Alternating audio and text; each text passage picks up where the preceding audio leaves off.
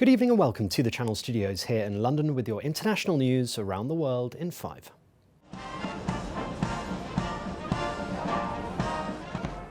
The first day of celebrations for the Queen's Platinum Jubilee has begun, starting with the trooping of the Colour Military Parade. More than 1,200 soldiers took part in the march, along with military bands, which has been held for more than 260 years. Royals arrived at the ceremony and Prince Charles took the salute from guardsmen and officers in the monarch's place.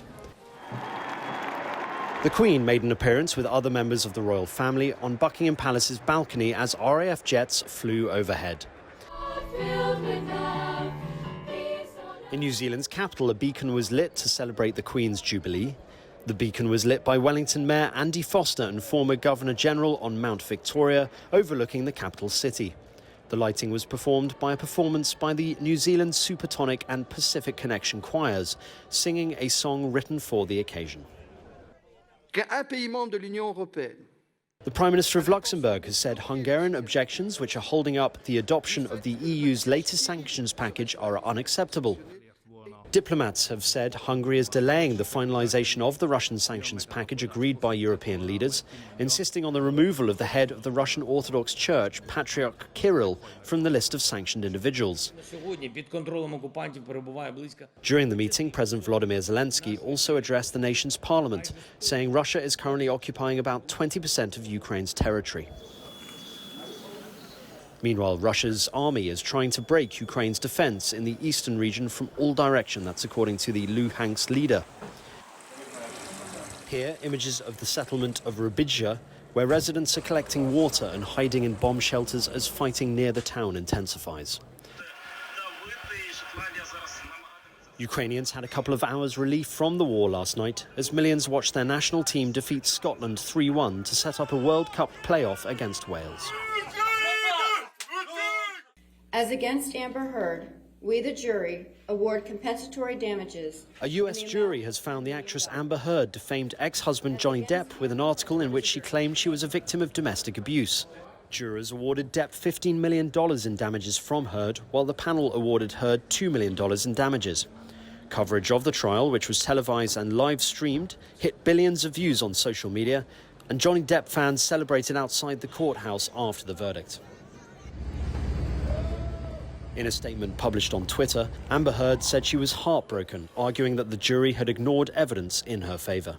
He told me that she was in that building, like him and his 4 people have been killed in a shooting spree at a hospital in Tulsa in Oklahoma. Local police on the scene said the gunman, who was armed with a rifle and a handgun, also fatally shot himself, while the suspect's identity and possible motives are so far unclear. The White House and President Joe Biden has been briefed on the shooting, with Biden saying he was closely monitoring the situation and has reached out to state and local officials to offer support. Beijing has warned Washington's plan to ban imports from China's Xinjiang region, where a law requiring it becomes enforceable later in June, would ultimately harm the US and its own interests. Joe Biden in December signed into law the Uyghur Forced Labor Prevention Act in an effort to safeguard the US market from products potentially tainted by human rights abuses in Xinjiang. China denies abuses, saying the law slanders the country's human rights situation. Israeli forces have raided the village of Yabad to demolish the house of a Palestinian assailant who had shot dead 5 people in an Israeli city on March the 30th. The house was set up with explosives and blown up during the early hours of this morning. Clashes between Palestinians and Israeli soldiers broke out after dark when the military raided the village. The Palestinian Health Ministry said 1 man was killed and 2 others critically wounded. Hundreds marched today in funeral processions carrying the body of the killed man. Ronnie McKaylee brushes yellow paint onto portraits. And finally, a South African company is helping artists sell their pieces as digital assets. Here at his studio in Johannesburg, the artist works on portraits and paintings that will not only be destined to be displayed in the real world, but also the virtual one. McKelly says he has made thousands of dollars by digitally displaying his art to be sold to patrons who can hang them in the metaverse.